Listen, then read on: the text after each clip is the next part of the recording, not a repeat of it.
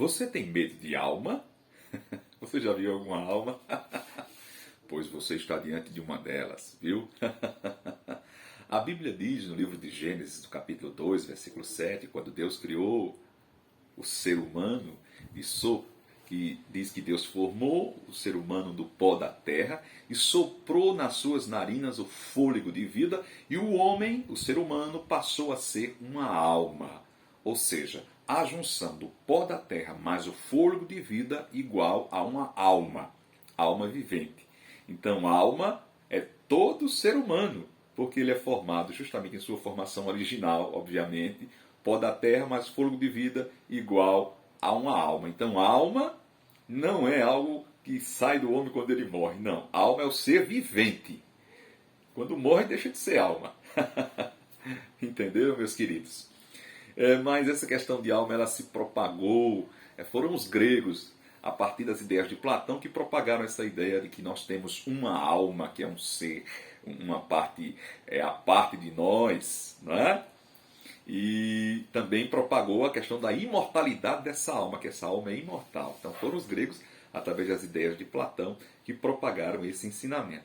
Mas na Bíblia, a Bíblia diz que nós somos alma, certo? E diz que quando Deus criou Adão e Eva, eles eram candidatos à imortalidade.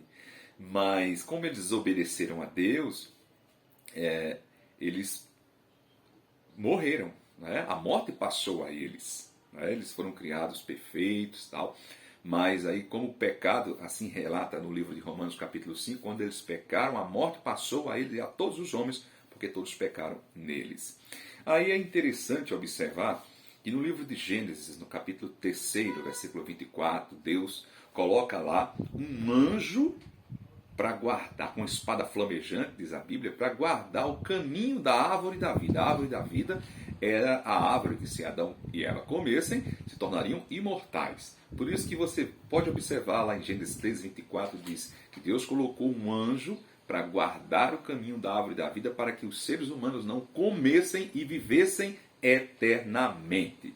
Então, a imortalidade era mediante comer da árvore da vida. É interessante observar que a Bíblia diz no livro de 1 Timóteo, capítulo 6, versículo 16, que o único que possui imortalidade e que habita na luz é o Senhor Deus. Tá? O único que possui imortalidade é Deus. Tá? E todos os demais são mortais.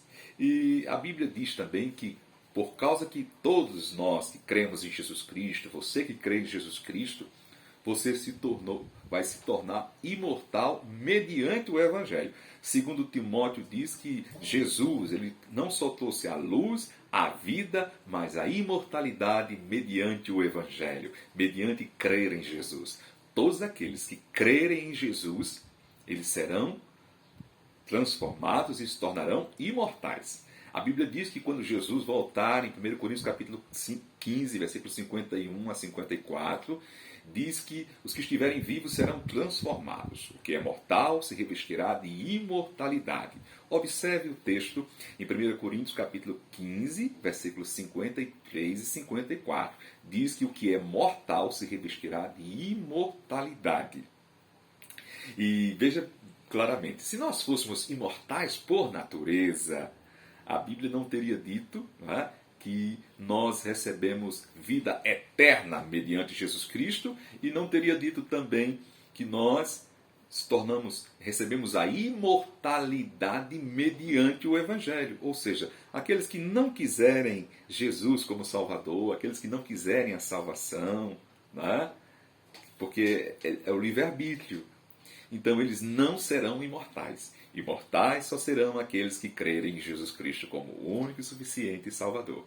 Deus nos deu essa dádiva, esse presente. Já pensou sermos imortais?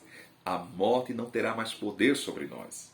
Viveremos eternamente ao lado de Deus, dos anjos, dos nossos entes queridos, num paraíso maravilhoso, eternamente. Eu fico assim imaginando o que será, meu Deus, me encontrar com as pessoas e Eita, já faz 5 milhões de anos que a gente está aqui e não envelhece e vive aquela vida eterna, maravilhosa, cheia de amor, de alegria, desfrutando da natureza e de tudo que Deus preparou para aqueles que creem nele.